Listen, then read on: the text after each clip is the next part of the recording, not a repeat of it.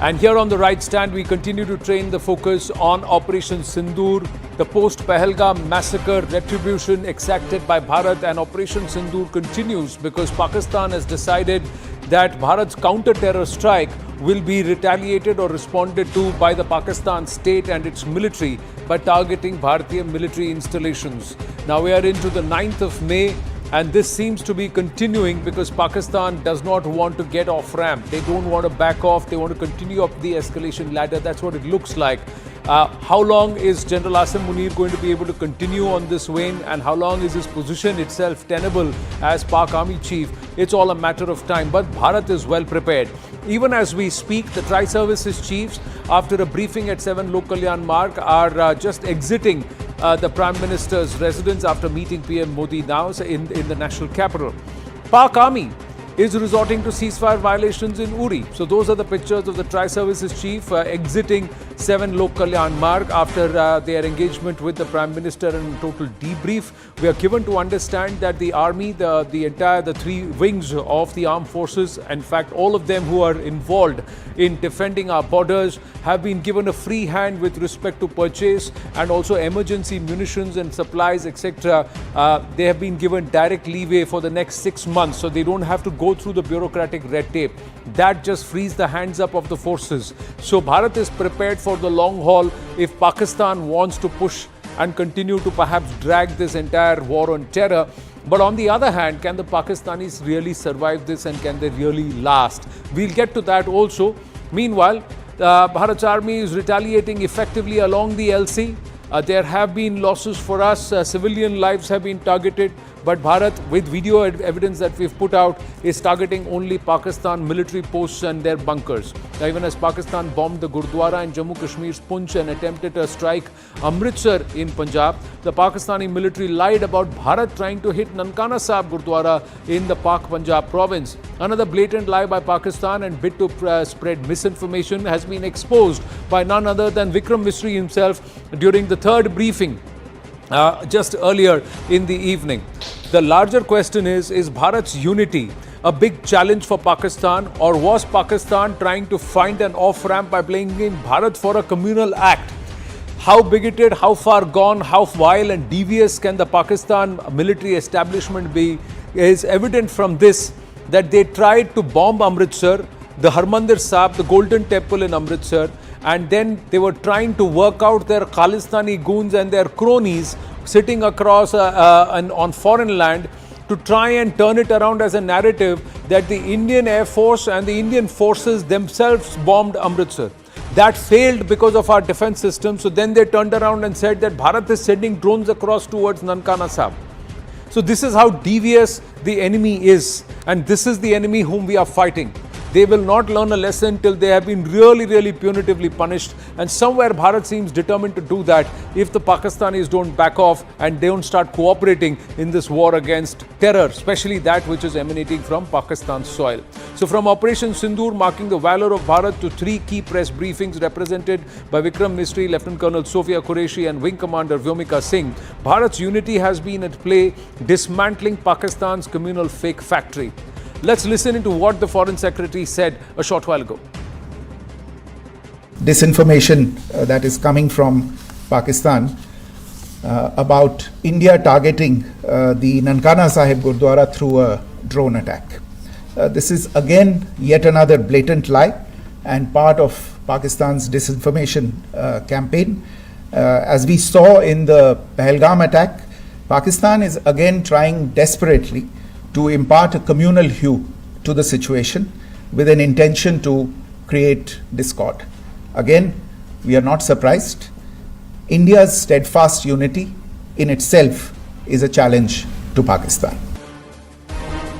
Lieutenant General KJS Dhillon, former GOC 15 Corps of the Northern Command Indian Army, is with us. We should have Tilak Devasharji, author and former member of the National Security Advisory Board, joining us. Tara Karta, former director NSCS, should also be joining us. But Ambassador Rajiv Dogra is already with us, former diplomat and Consul General to Karachi. My namaste and Jai Hind, gentlemen. Thank you very much. Let's start with this devious plot. General Dhillon, look at how vile the enemy is. They were trying to attack Harmandir Sahib after damaging the Poonch Gurdwara, killing 4 Granthis there, injuring innocent civilians, including a young Sikh boy. And then they were trying to conduct a drone attack on Amritsar and pin it on the Indian forces. अब वो fail हो गया, then they are trying to spread canards that the Indian forces are trying to bomb Nankana Sahib. Anand, good evening and good evening to your viewers and my fellow panelists. Pakistan can go to any extent and to prove their point or to drive their agenda. They can bomb any place of worship, and they have done it in the past, they have done it during this time also, and for them there are no qualms about it. You remember the Lal Masjid incident during Musharraf's time? Ji. So they have no holds barred policy as far as their agenda is concerned. Whereas India, we are a multicultural, multi-religious and very homogeneous society. We respect each faith, we respect each other's value system, and we are a different people. Ji. Like their chief was telling, chief of army staff, Ji. you know, he was telling some other context, but I am saying we are custodians of 5,000 years of civilization, Ji. where we have lived together like brothers and sisters, and we will continue to do so. Ji. Whereas Pakistan, I can believe anything as low as the bottom of the ocean. Expecting it from Pakistan is okay, because they can actually go down to those levels of lowliness. So I am not surprised at all. And their agenda, good thing it has been exposed, and good thing that through your channel, through this program, you are exposing it and making your viewers aware about it, so that tomorrow, unintentionally also, nobody should fall prey to the false propaganda, especially in the era of WhatsApp forward, unverified rumors. And for this also, I would request the audience or the viewers, do not believe anything which is not coming from the official handle. Do not pass on anything which you have not verified. You are only adding to the enemy's agenda of misinformation. So be responsible, be very critical. If someone has sent you something, question him or her. Do not just spread the rumors, because in a war like this, where narratives and agendas play a very important role, truth is the first casualty. And we are seeing it happening. You are giving one example, we can give 20 examples, where killing of civilians, killing of innocent civilians, killing of people on the basis of religion, all these things are happening and counterclaims are being made. So as a responsible country, as a responsible citizenry, we must do our duty towards the nation, towards our fellow citizens. Sir, there is actually digital footprint of what they try to do. There is digital footprint. I'm going to check if any of our cameras can capture the laptop, this laptop here, because this is this person, Harjit Singh, who's a Khalistani. His handle has now been withheld in India. But look what he has tweeted at 2:13 a.m. on the 8th of May 2025. He has tweeted, "Attention Sikhs, brace yourself. India might target Sikh Punjab city with missiles and pin the blame on Pakistan." So this is what he has tweeted. I hope it's visible now. Yeah. So this is what he has said. "Attention Sikhs." This is at 2:13 a.m. on the 8th of May. And this is he's sitting over in Canada, and he's pushing this tweet out. Now let's see. So this is the tweet. So this is what they said, and this is just around the time. Pakistan fires artillery fire and also sends across projectiles over Amritsar, and they are headed towards Harmandir Sahib, the Golden Temple. Anand, all these things will happen during conflict or war. We should not take them too seriously, because this is the agenda as they are peddling it, and they will do anything. They will use any source or asset of theirs to fulfill and further their agenda. As Indians, we should be together. We should have faith in our government. We should have faith in our leadership. We should have faith in our defense forces. And we should have faith in the ethos and culture of our defense forces, which is above all these things. So I don't take these things seriously, and I request all the citizens also not to give too much bhav to these things, because these things are the start point of any rifts or any fissures which may be created by the enemy. We need to be very clear. We as a nation, we as citizens of this great nation called India, we are together. and we will fail or will negate or will defeat these agendas. Tilak Devasharji, good evening. Ambassador Rajiv Dogra first and then Tilak Devasharji. Your thoughts on this treachery? How do we expose? This is wild. And also in Punch, they have killed Christian, they've bombed a church, they killed innocent Sikhs, Granthis, they bombed a Gurdwara, Christians are dead. They just don't care. They're attacking religious places and trying to give this entire thing a communal color. Even last evening on these drone attacks, when they have tried to mask themselves behind a civilian plane, they've allowed a plane from Dammam to fly over that airspace where they've deliberately tried to create trouble, hoping that one of our anti-aircraft missiles hits a civilian aircraft. This was also revealed by Vikram Misri. What kind of a nation is this and what kind of a military is this? Tilak Devasharji. I agree with what General Dillon said. You cannot imagine the depths to which Pakistan has stooped in the past and can stoop in future. They have absolutely no morality. And for them, and also one other thing, I also get a sense that this is a sense of desperation. The more they do this, they show that they are getting desperate. They know they've got the wrong end of the stick. They are getting a thrashing from India. And so they will try and use these kind of cheap, low-level tactics to try and create a communal flare-up. I mean, trying to target the Harmandir Sahib or that Punch Gurdwara. I mean, how low life can you get? But must be expected from Pakistan that they will do this, they will do much more. So you have to be on your guard. You have to ensure that they are not successful. At the same time, we must also recognize that in terms of fake news, that in terms of spreading lies, they are far ahead of us. We have a sense of morality. We don't do these kinds of things, but they don't. So they will win the war of narratives, fake narratives. And I'm glad that the PIB has started fact-checking a lot of this, and it's coming out faster and faster after fact-checking whatever is being put out. So all of us need to be on our guard, need to be very careful, but accept the fact that Pakistan will stoop even lower as the days go by. Right. Now, even as we speak, the Raksha Mantri Rajnath Singh is at 7 Lok Kalyan mark. So clearly there are hectic meetings that are going on in terms of deciding the next strategy and also try and bring in a certain level of operational flexibility, fluidity and agility, if we may say, in terms of in a situation where Bharat is preparing for the long haul and also, like they say, hoping for the best and preparing for the worst. So the assessment is continuously on. Let's quickly move on, and there is the other dimension that we want to bring for all our viewers. Now, even as a desperate Pakistan plays the communal card, Bharat has sent a very stern warning to Pakistan. The first warning is de-escalate or pay a heavy price.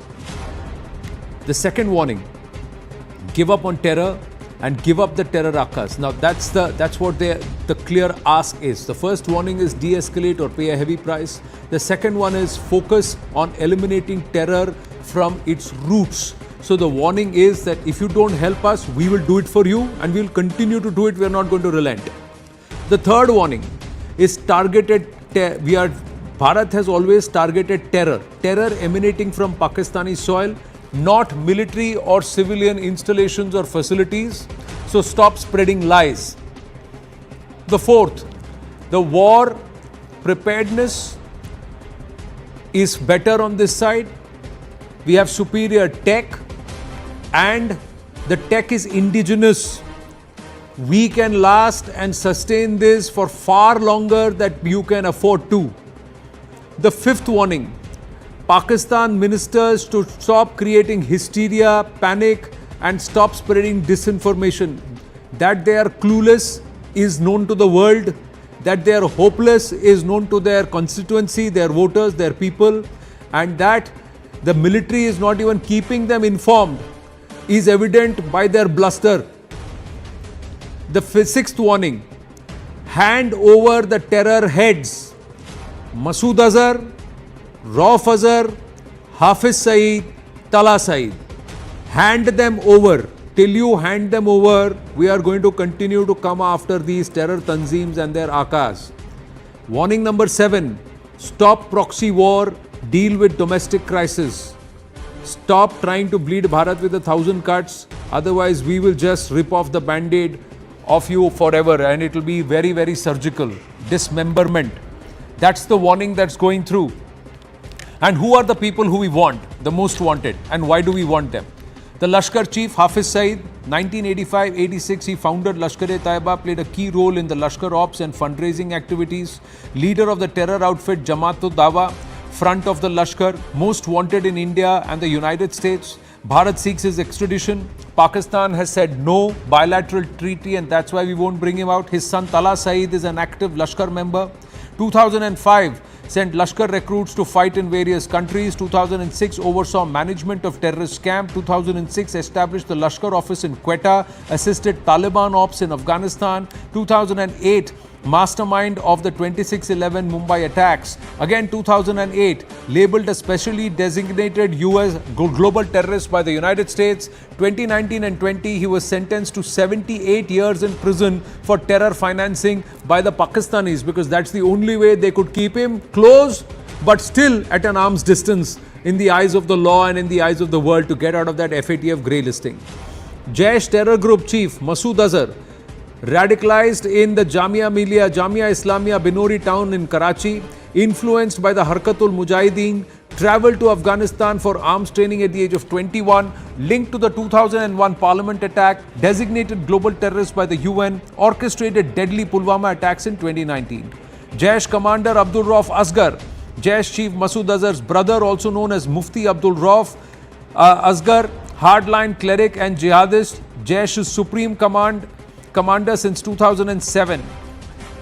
1999 orchestrated the IC-814 hijacking, 2001 linked to the parliament attack, 2002 linked to Daniel Pearl's murder, 2005 linked to Ayodhya temple attack, 2008 linked to Mumbai attacks, 2010 US designated him a global terrorist, 2016 involved in Pathankot airbase attack, 2019 involved in Pulwama attack, 2022 India moved to blacklist him by the UNSC and it's been blocked by China. Now, before we go back to our guests, you have to listen to this. It's a stunning confession from inside Pakistan. When confronted, a local boy confirms jihadis are trained here and that terror training was done here. He was referring to Muridke, the Markaz-e-Tayyaba, the Lashkar terror hub that turned into rubble in Operation Sindoor. तो इन्होंने उन पर इल्ज़ाम लगाया कि ये सारे मिलकर ना हम पर हमला कर रहे हैं। तो उनको पता है यहाँ से ट्रेनिंगें होती हैं, यहाँ से सब कुछ होता है, वो जो मुजाहिद वगैरह तैयार होते हैं, तो उन्होंने इसको निशाना बना के रखा हुआ था। फिर उन्होंने ना बच्चों को छुट्टियाँ दे दी पहले कि कोई पता नहीं किसी टाइम भी वो हमला कर सकते हैं। You heard that? I would like to play that out again. Viewers, listen to it carefully. He's saying उन्हें पता है यहाँ ट्रेनिंग होती है जिहादियों की. Listen to this. तो इन्होंने उन पर इल्ज़ाम लगाया कि ये सारे मिलकर ना हम पर हमला कर रहे हैं। तो उनको पता है यहाँ से ट्रेनिंगें होती हैं, यहाँ से सब कुछ होता है, वो जो मुजाहिद वगैरह तैयार होते हैं, तो उन्होंने इसको निशाना बना के रखा हुआ था। फिर उन्होंने ना बच्चों को छुट्टियाँ दे दी पहले कि कोई पता नहीं किसी टाइम भी वो हमला कर सकते हैं।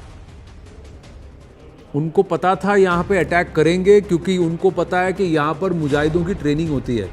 This is a young boy who's got an injury in his hand. He is talking to a local media person there and this is what he's saying. Markaz-e-Tayyaba, Muridke, that was struck by Bharat's missile strike under the radar for terrorist activities. It's the alma mater of the Lashkar arms and training facility. Radicalization and indoctrination acts are conducted.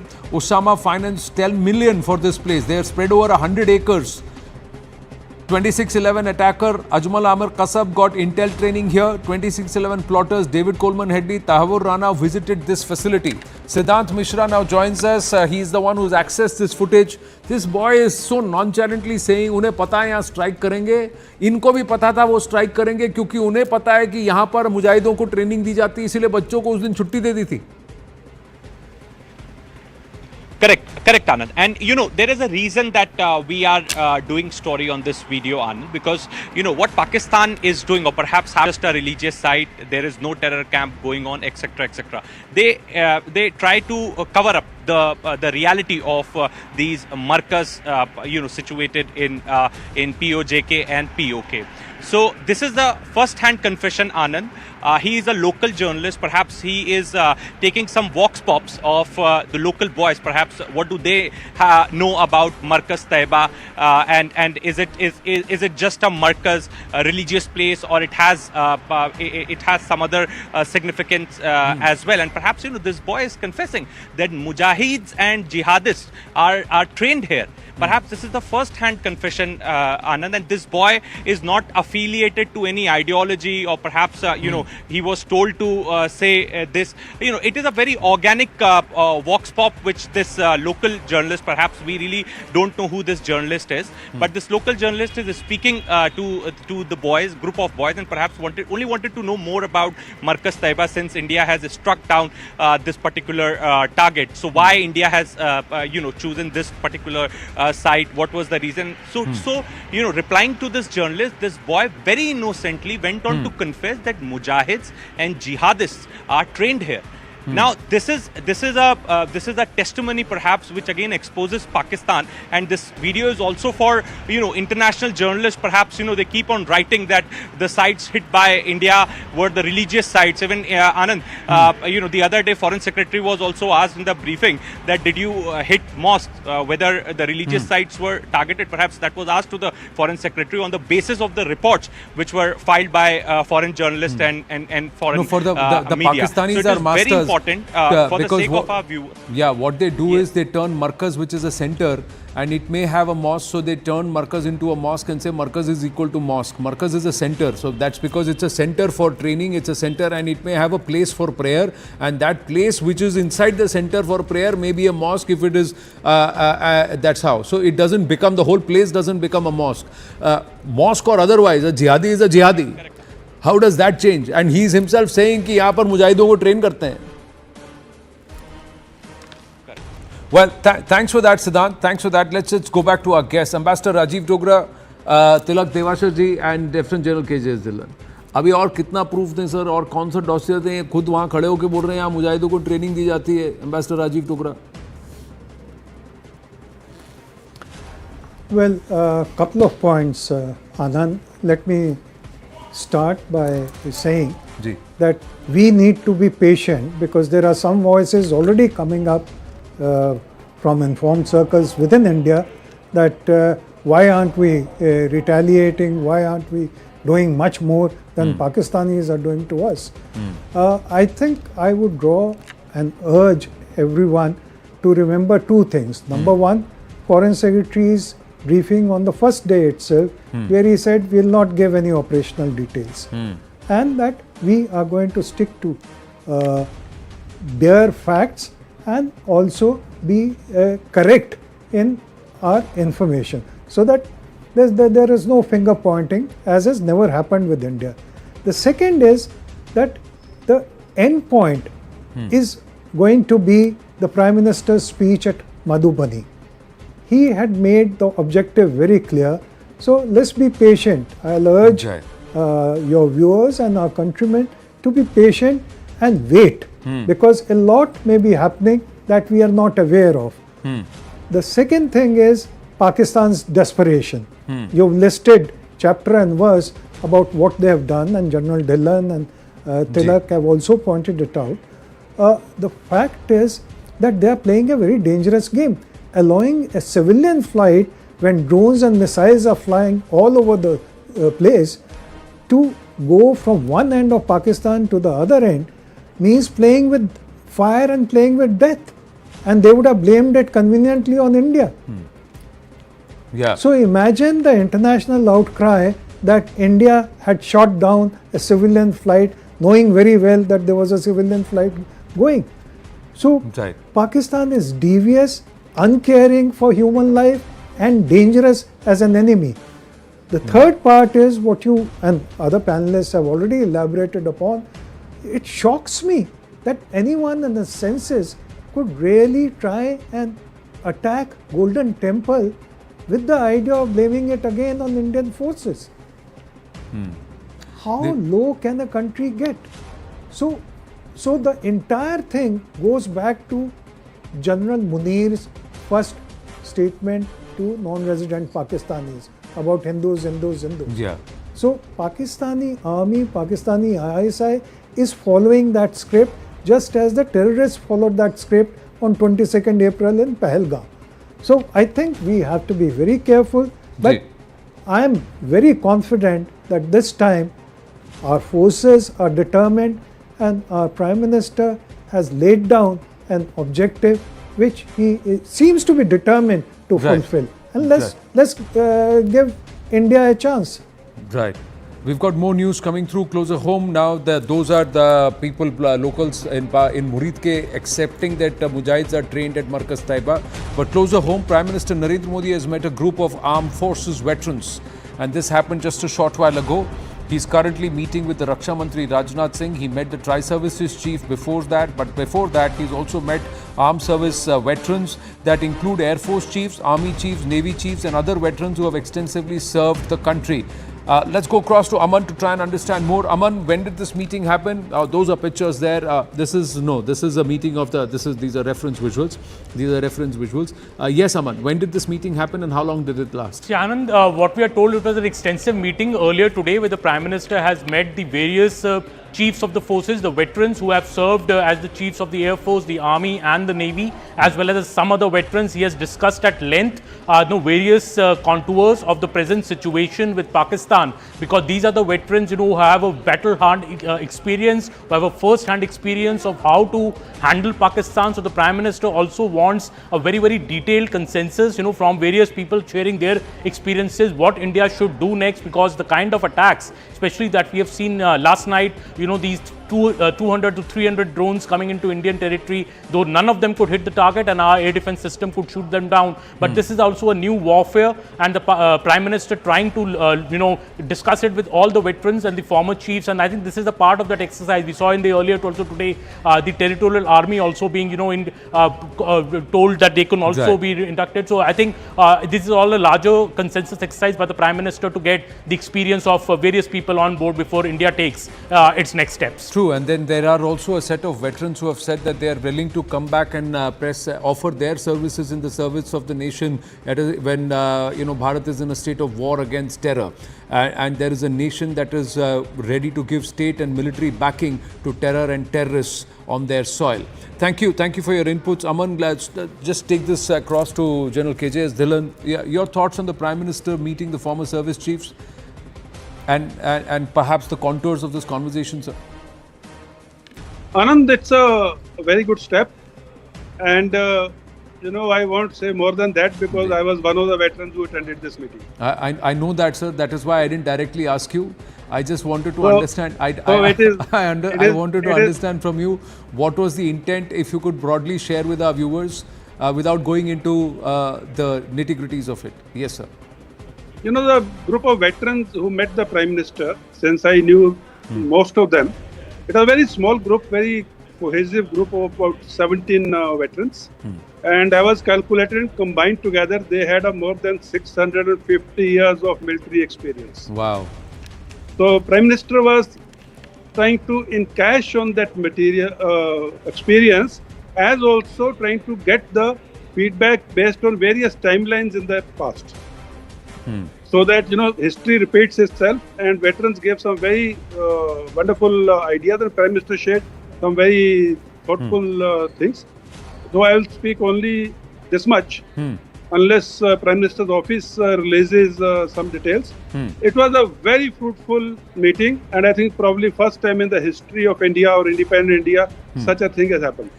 General Sahab, how long did this last, sir? Prime Minister was very patient.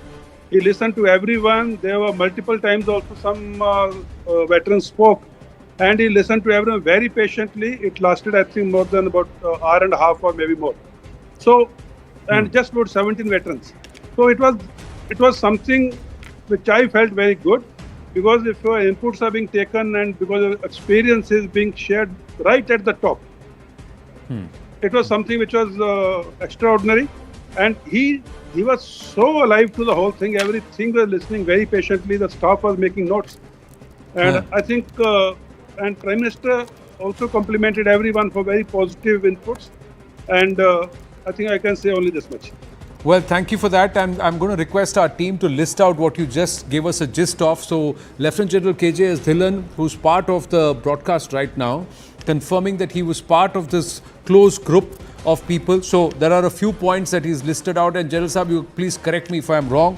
It was a close group of 17 veterans that included former service chiefs and others who have done phenomenal service to the country. The meeting lasted about 90 minutes. And the Prime Minister giving a patient listen to everybody. The intent was to understand the history, the past, in terms of the engagement with this current entity with whom we are in a face-off with, and perhaps suggestions. And you're saying that the Prime Minister listened to everyone very, very carefully. Thank you. Thank you for sharing that with us. And beyond that, I'm not going to press you for anything. The only thing I want to ask you one more question is, what is the overall understanding in your wisdom? Not what happened there, but in your wisdom, is this going to be a long drawn out affair, or are the Pakistanis going to blink? Is General Munir going to perhaps be ousted? What is your reading of how this is playing out, sir? A lot of viewers would also want to understand this. No, this is not connected to the previous comment or the Prime Minister's meeting with the veterans. This is a separate question and a separate answer. As a military man, my reading is we are at that stage of conflict where next 2 nights are very crucial. The next 2 nights are very crucial either for escalation point of view or from stabilization point of view. So we have to wait and watch for the next 2 nights, especially the Pakistan's action. And the Pakistan's actions will be driven by their internal turmoil. The turmoil within the army, turmoil within the society, and the politicians not having much say in the say of things, in the doing of things. So my understanding is next 2 nights Pakistan's action one has to watch very carefully. Even today morning there have been air raid alerts in places like Chandigarh and all, Ambala. So let's see what mischief this enemy is up to. And I would like to comment only after 48 hours because it will be too premature to comment on an enemy like Pakistan who doesn't think through things. Tilak ji, you agree with the assessment? Yes, I just like to make 2 points. One, excellent initiative to meet with people with a combined experience of over 600 years. 650 years, that's what he said. 17 veterans. I would like to expand this if there is some system in government to even people from the diplomatic corps, from the foreign service, who have dealt with Pakistan, people from the intelligence community, who have dealt with Pakistan all their lives, and they could also provide very useful inputs at this stage on how to deal with an enemy like Pakistan. We have 2 of them sitting on the panel tonight. Yeah, so exactly. The other thing I want to say is, see, the government statement has been restrained, targeted only terror camps, avoided civilians, avoided the military installations. The questions I would like to ask and put on the table, we all agree that the head of the snake is the Pakistan army. You can kill 200, 300, 500 terrorists. It's not going to make a difference because the incubator, the facilitator, the creator is the Pakistan army. So strategically, are we aiming in the right direction? Are we shooting in the right direction? If you don't tackle the source of where terrorism is coming from, you can achieve whatever you want this time. 2-3 years later, there will be another army chief who will want to burnish his credentials, will do the same thing. What then? So this is, I don't have answers, and I'm sure the government has better minds who are answering this question. But as a citizen now, ordinary citizen, I want to put this on the table that are we doing the right thing by not hitting out at certain locations of the army? I know there are consequences. I know the reactions, what will be. But if we want to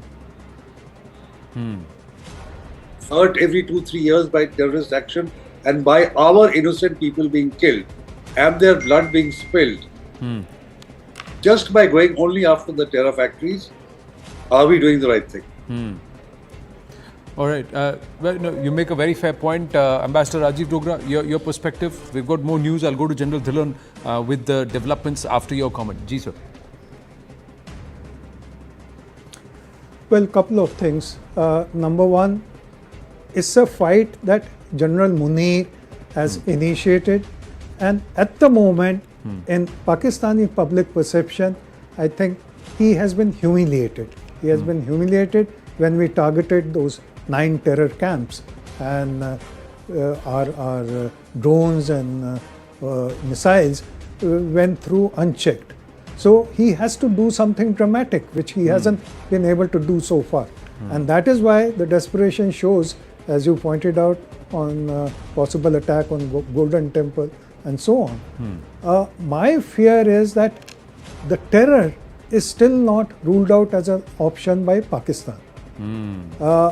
It could be that there is another terror attack somewhere, not just in Jammu and Kashmir, but it could be in Punjab or anywhere else in India. They have suspected sleeper cells also. So that is point one. The second is, if they are so uncaring about lives in an aircraft flying through their territory, what else can they do? And they have tried everything. The international community has virtually boycotted them, not believed their version of what is happening. Within Pakistan, there are voices being raised. So what should we do in anticipation as a short-term and long-term measure? I think the answer to both is that please stick with Indus Water's suspension. That is going to hurt Pakistan, its economy and its people, and they will rise up against the army. They will start asking questions that it was because of you that this is happening, we are starving, we are in a famine situation. So that is the long-term solution. Yes, of course, as the nation anticipates that there will be a hard hit against the Pakistan army at some stage. Okay, we've just got more news coming through. Pak Army has resorted to unprovoked ceasefire violation in Digwar, Karmada sectors of Punch. Heavy firing is currently underway. Indian Army is retaliating very, very effectively. Jammu and Kashmir district Kupwara artillery shells are sounding again in the Karna sector. General Dhillon, you know that terrain very well. So let me ask you this. Earlier in the day, we had inputs that perhaps Pakistan is desperately trying to push infiltrators, and that's why the guns are blazing there. Is that true? Is that perhaps the reason why? Or is there another aspect to why these regions, Digwar, Karna, Karmada, Punch, and these areas, Uri? See, these are the areas which are infiltration prone because the LC is very thickly vegetated. And there are a lot of uneven grounds. And Pakistan, terrorists are Pakistan's force multiplier even during a conventional war. The 2.5 front which General Rawat used to refer to. So Pakistan is probably now trying to push in this terrorist because he probably wants to, engage the Indian Army on the logistics lines of communication. And we had a information where BSF had intercepted an infantry column.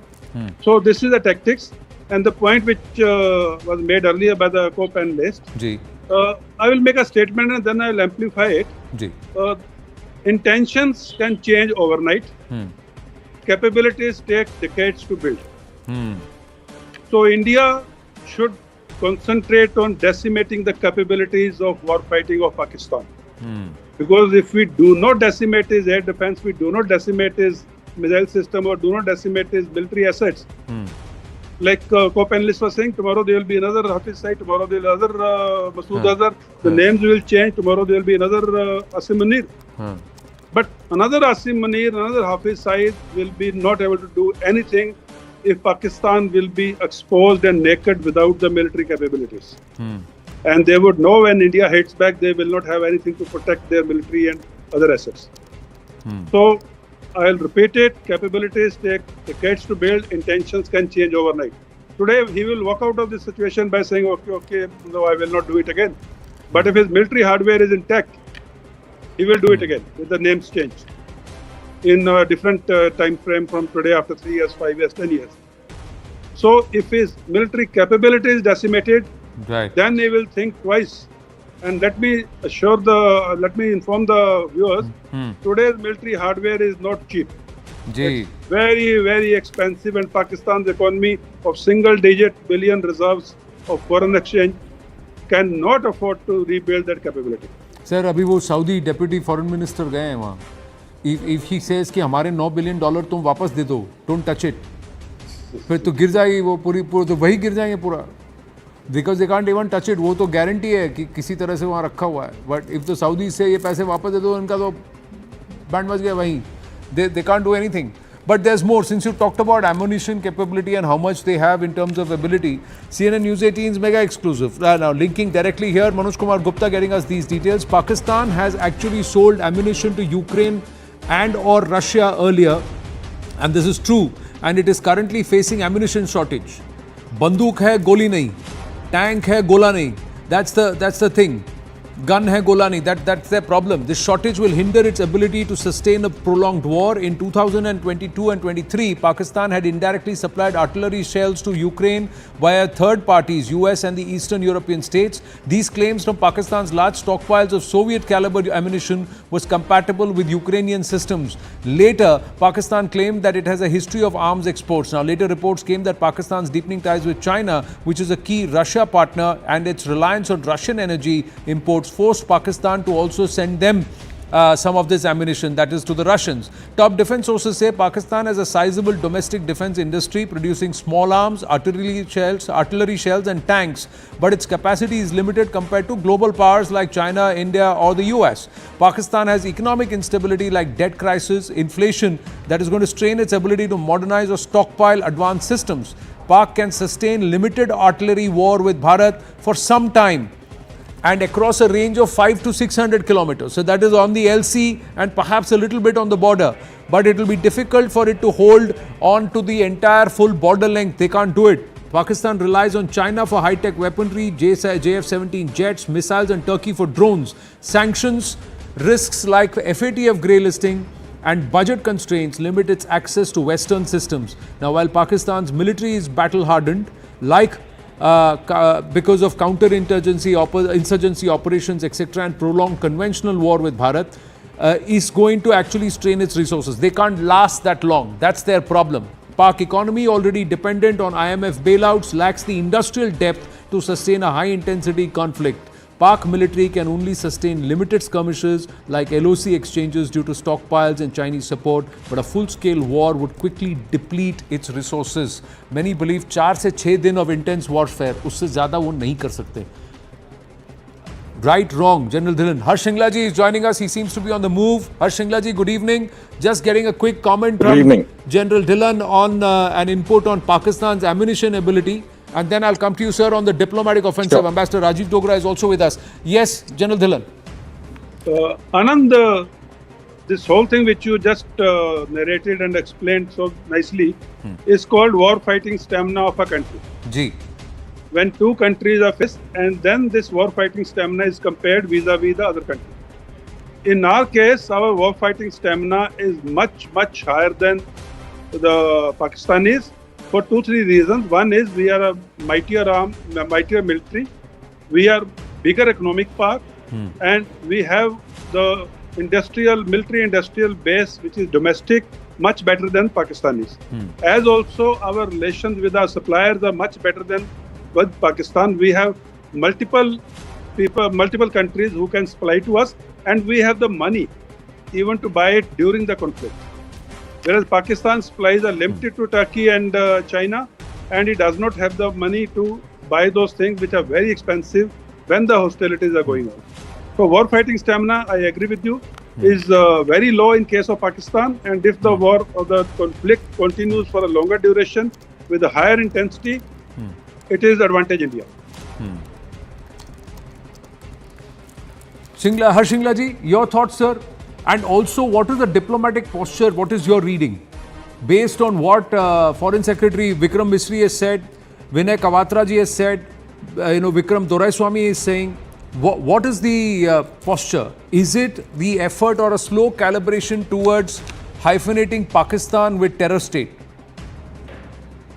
Well, as far as we are concerned, we have always made it clear that our response has been calibrated and precise and responsible. I believe Foreign Secretary today also said that we will not, escalate if there is no further escalation from the Pakistani side. So, in a certain sense, we have also made it clear that we have no desire to take this conflict forward. We have achieved our aim of targeting terrorists and terrorist infrastructures, particularly those who are responsible and behind the Pahalgam incident attack. So from that perspective, I think we are fairly clear that while we don't want an escalation, we are prepared for any situation. I think General Dhillon was very correct in saying that the longer it goes, it gives us a greater advantage. So from that perspective, we have more staying power, and I think it's not in Pakistan's interest to take this forward. But then nothing has been in their interest, right from the from the initiation of the terrorist attack to their responses to our very targeted strikes on terrorist infrastructure. Nothing has been very logical from their side. So we don't know what's in store and how we will take this forward. But certainly the hyphenation between Pakistan and terrorism is a very strong one, and I think that has been the rationale also for our holding the Indus Water Treaty in abeyance. We have said that unless Pakistan takes a very, very considered decision to stop using terror as an instrument, not to stop supporting terror, we will have to hold back on some of the earlier arrangements that we had with them. But is there a calibration beyond just looking at the kinetics? If Pakistan backs off on the kinetic engagement, does that mean that Bharat takes the foot off or the pedal off the non-kinetic offensive, or does that continue? And diplomatically, where do you see the gradient moving? Certainly not. I think diplomatically we will continue to put pressure, not just diplomatically but economically, and in any other way wherever there is leverage, we will certainly put pressure on Pakistan. I don't think there is any intention or rationale to take our foot off the pedal. I think it's very important that until and unless Pakistan abjures terrorism, as I said, as an instrument of its policy, actually starts dealing with terrorists and their infrastructure within that country, we will not be able to, I think, stop on, I would say, in many senses, keeping Pakistan under pressure. Whether it is the whether trying to get Pakistan back on the grey list of the FATF, denying it the 25th IMF bailout, trying to, keep it under pressure in the United Nations and other multilateral institutions. And of course, I would say in any other manner that is available to us, including use of the Indus waters, we should definitely keep them under continued pressure. But the kinetic aspect of it is what we are talking about, and that's something that we have to see how that. But diplomacy goes beyond the kinetics, and so that's why I'm asking you 2 points. And after you, I'll request Ambassador Rajiv Dogra and Tilak Devasharji also to weigh in. The one aspect is the Pakistan state machinery working overtime to get TRF out of the UNSC statement. One. And the entire recalibration drama that happened. The other one is the jihadi leading a jihadi's funeral, which was accorded state funeral, and the military and the polity standing behind this jihadi. How have we failed to leverage these two diplomatically? These two aspects, sir? No, I think we have, it's been amply sort of, brought out that, TRF has been the organization that claimed responsibility. They removed it later. This is an organization, the Popular Front, which is linked to Lashkar-e-Toiba very clearly. And that is why our targeting was specifically on the headquarters of Lashkar-e-Toiba, as well as, the Jaish-e-Mohammed. But the LET is, and Masood Azhar is on the UN, Security Council's list. We had got him listed, when Trump was in his first term. It was a coordinated effort between the US, ourselves, and some other partners. And despite, efforts from Pakistan and China to keep them out, and I think we have to keep that pressure up to ensure that this aspect of their involvement is not forgotten. I think the fact that Rauf Azhar was also killed in that strike, he is the person behind not only attacks within India, but also on the international community, including Wall Street Journal journalist Daniel Pearl, who was murdered by this man. So I think the fact that Pakistan has tried to take the TRF off the UN Security Council's press statement, in a certain sense, indicates that they are somewhat involved in it. I mean, why would you try to have an entity removed when you have nothing to do with it? That's one of those things that are there. This is normal in a press statement that you do name the entity responsible, which has claimed that they were responsible for that particular terrorist attack. And secondly, as you correctly pointed out, the presence of a number of other terrorist leaders who are involved with terrorist groups, as well as the state representatives, whether it's in the form of security forces or others who are part of that, not just there as security, but they're actually paying their bereavement on that particular incident, is something which ties in the Pakistani state complicitly with the terrorists and terrorist infrastructure in that country. So there is no gap between what is happening in terms of terrorism, cross-border terrorism, and those behind it, and the deep state of Pakistan. And that's what we are dealing with in the current context. Ambassador Rajiv Dogra, even as we speak, there is a blackout in Jaisalmer. Pakistani Asim Munir ne ego pe le liya hai. Bahawalpur is right across, so they are wanting to target Jaisalmer. Something there. Chupne do, but this is what they are doing. They are ready to go ahead and put everything at stake for a jihadi lot. And have we capitalized on this TRF aspect and also this, what we saw with Hafiz Abdul Rauf? Yes, sir.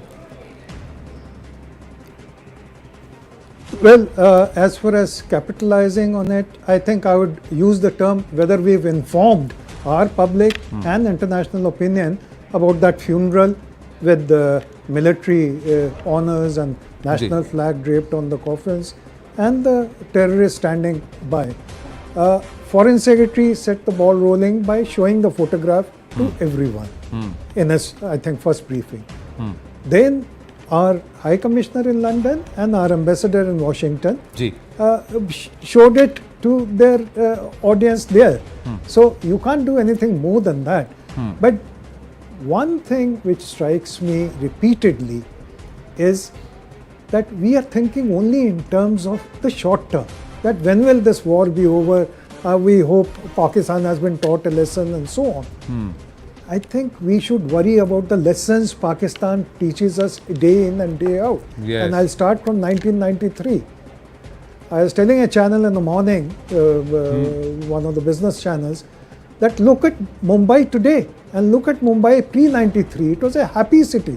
Today, every shop, major shop, mall, school, college, business establishment, government office, not just in Mumbai but all over India, must have a security guard. And the annual expenditure that India incurs on that is $11 billion. That is how Pakistan is bleeding us economically. So we have to find a permanent solution to this. Otherwise, 1 year on, they will again attack us one way or the other. Sir, there will be Pulwamas. Sorry, sir. I'm about a minute and a half over. I didn't want to interrupt you, but I have to. I am compelled to. But let's hope that the Prime Minister calls for a meeting with minds like you, Tilak Devasarji, also after meeting the service chiefs and the army and the service veterans. Thank you very much. Always a pleasure speaking with you, gentlemen. Thank you so much for bringing in so much of perspective and engagement on the conversation. Thank you so much. Jai Hind, sir. Namaste.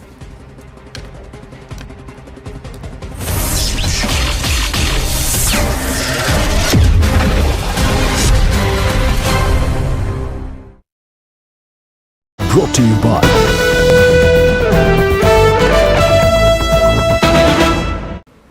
All right. I want to move on to another piece of breaking news that's just coming through.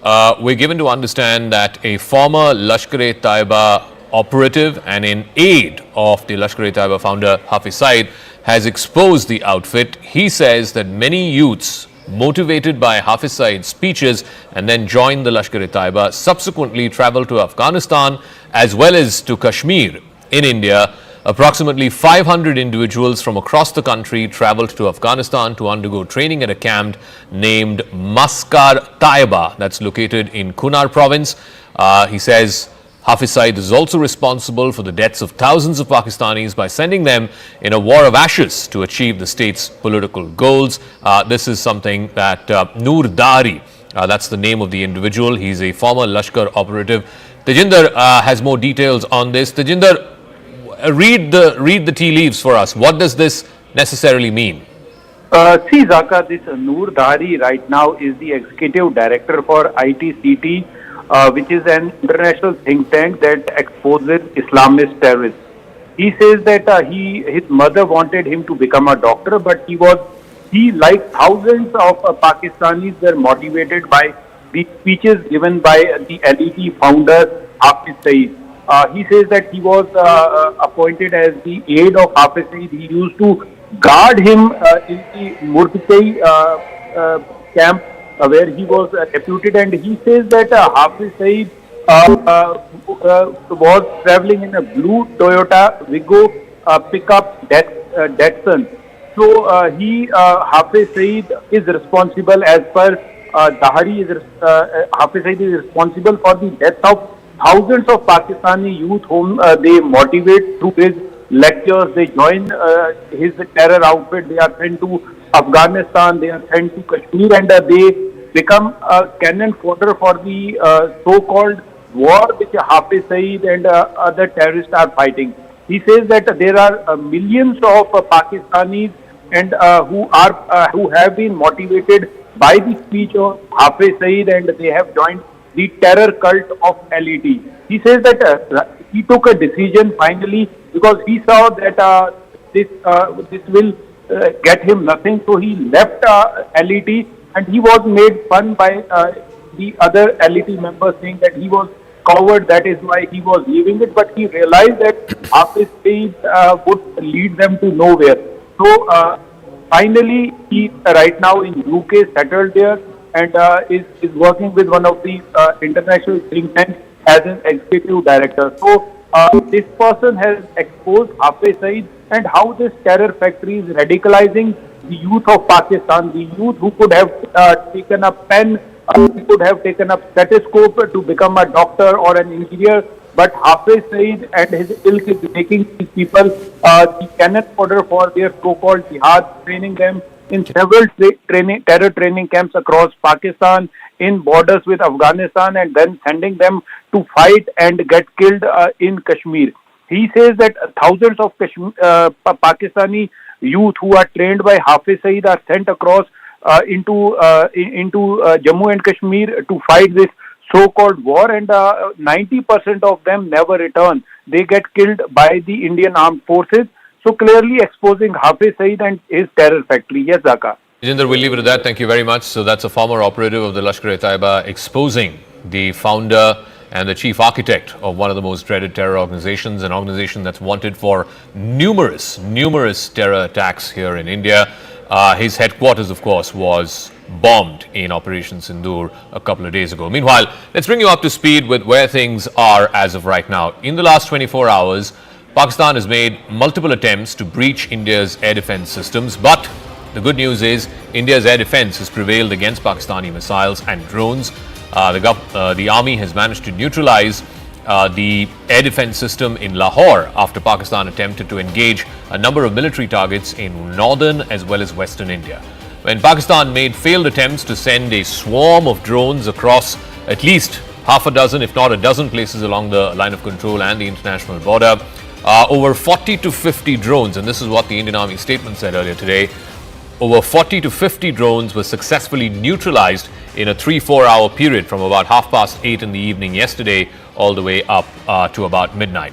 The engagement involved extensive use of the L-70 guns, the Zu-23 Shilkas, and of course other advanced counter-UAS equipment, including of course the S-400s and the indigenously built Akash surface-to-air missiles. It also showed the Army's capability to counter these aerial threats. So what are these weapon systems, these air defense systems which were activated yesterday and managed to avert what could have been a big sort of barrage of attacks by the enemy on Indian soil. The L-70, it's developed by Bofors, is produced under the license here in India. It's a 40mm gun, modernized with radars, electro-optical sensors, and also auto-tracking systems. It can fire anywhere between 250 to 300 rounds per minute. It's got a range of up to 4,000 meters, about 4 kilometers or so. The L-70 excels in anti-drone warfare, saturating the sky with predictive fire, making it effective against a swarm of drones and also trying to evade the tracking of these aerial systems.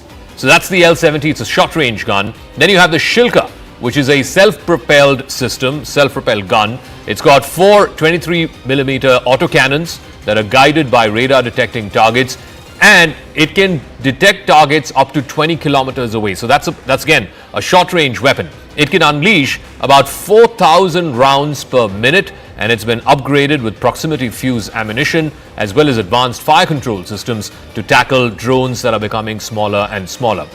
The Shilka's rapid fire and radar precision make it lethal for UAVs, helicopters, light armored vehicles.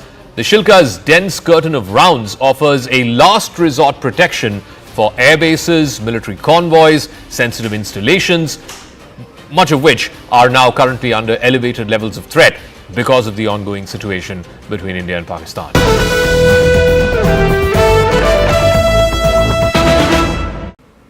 All right, I want to move on to another piece of breaking news that's just coming through.